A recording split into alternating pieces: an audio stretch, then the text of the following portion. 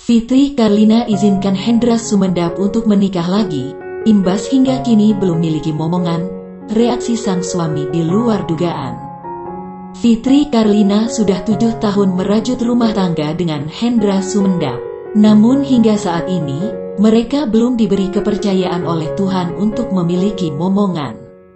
Sebagai wanita, adik Fitri Karlina sempat merasa khawatir.